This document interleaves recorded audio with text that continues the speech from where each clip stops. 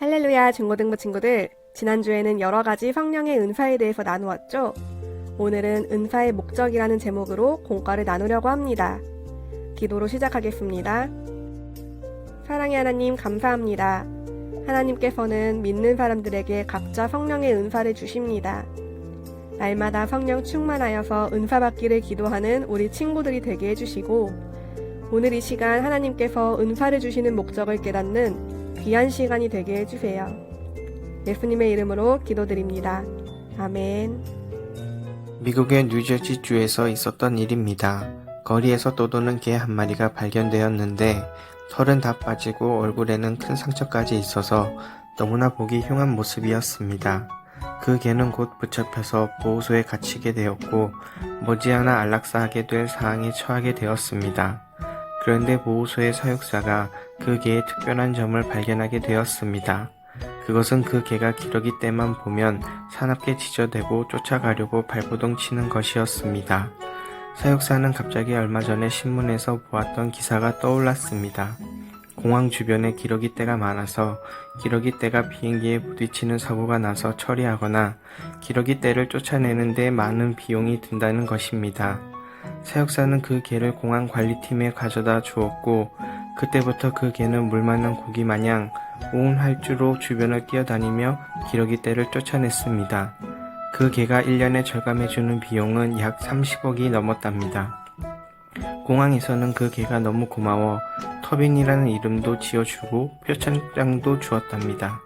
아무 쓸모없는 것 같은 개였지만 그것이 가진 특별한 재주가 발견되고 활용될 때 주변에 상상도 못한 유익을 끼쳤습니다. 있는 사람도 마찬가지입니다.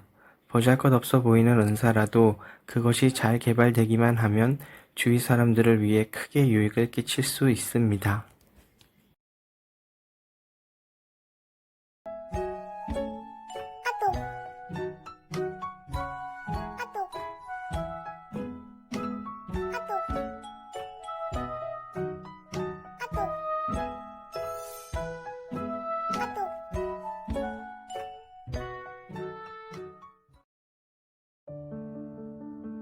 고린도전서 12장 4절에서 7절, 25절에서 27절 말씀.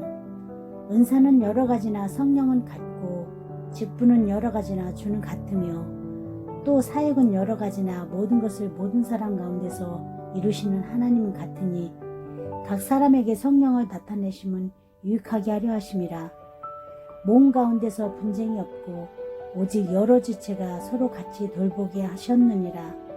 만일 한 지체가 고통을 받으면 모든 지체가 함께 고통을 받고 한 지체가 영광을 얻으면 모든 지체가 함께 즐거워하느니라. 너희는 그리스도의 몸이요 지체의 각 부분이라. 아멘. 첫째, 우리에게 주어지는 은사의 특징은 무엇입니까? 고린도전서 12장 4절로 6절에 보면 같은 성령님이 여러 가지 다양한 은사를 나누어 주십니다. 마찬가지로 같은 예수님이 여러 가지 직분을 맡기십니다. 같은 하나님이 여러 가지 사역들을 이루어 가십니다. 그러므로 우리는 각자 받은 은사와 직분과 사역이 다르더라도 서로 경쟁하거나 대립해서는 안 되며 마음과 뜻을 하나로 모아 함께 공동체를 섬겨야 합니다.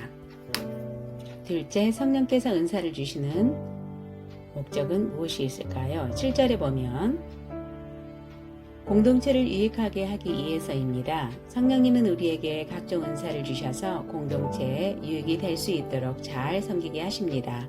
모든 은사를 다 받은 사람은 아무도 없습니다. 우리는 혼자서는 결국 완전할 수 없습니다.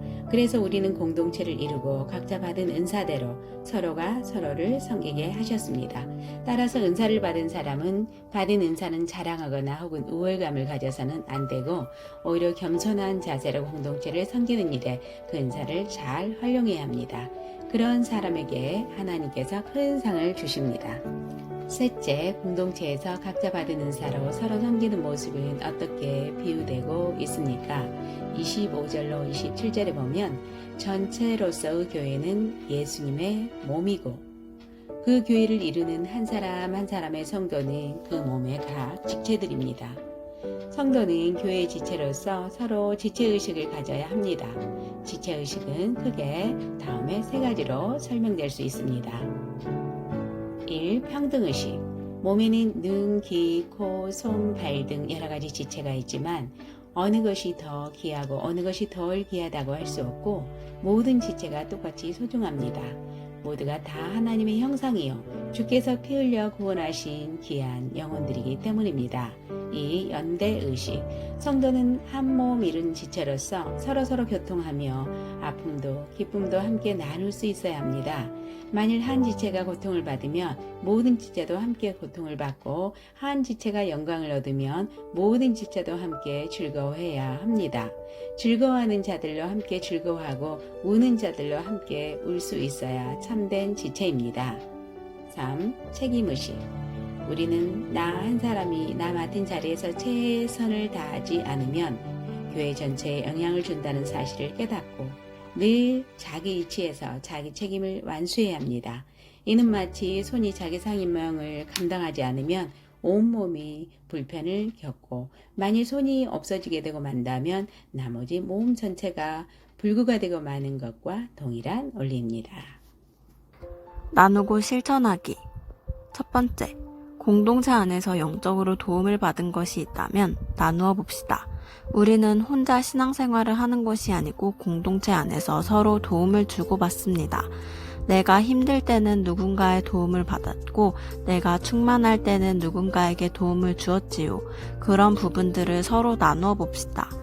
두 번째, 자신은 공동체 안에서 눈, 귀, 코, 손, 발 등과 같은 몸의 지체 중 어느 부분에 해당되는지 혹은 어느 부분의 역할을 맡아야 하겠는지 서로 나눠봅시다. 눈은 힘들어하거나 소외된 지체는 없는지 살펴보는 역할을 하고 귀는 지체들의 말을 귀 기울여 잘 들어주고 격려해주는 역할을 합니다. 코는 영적으로 향기 나는 지체들을 잘 찾아서 칭찬해주는 역할을 하고 손은 도움이 필요한 지체들을 구체적으로 도와주는 역할을 하며 발은 열심히 전도하며 교회에 나오지 못한 지체들을 돌보는 역할을 합니다. 이 중에서 내가 해당되는 부분이나 필요한 부분이 있는지 나눠 봅시다. 세 번째, 공동체 안에서 자신이 맡은 역할은 무엇인지 어떻게 하면 그 역할을 더 잘할 수 있을지 나누고 실천해 봅시다. 공동체 안에 필요 없는 사람은 아무도 없습니다. 누구든 열린 마음을 가지고 바라보면 반드시 내가 할 수 있는 일들이 있습니다. 그런 일들을 찾아보도록 하고 이미 맡은 일들이 있다면 더 잘할 수 있도록 격려합시다.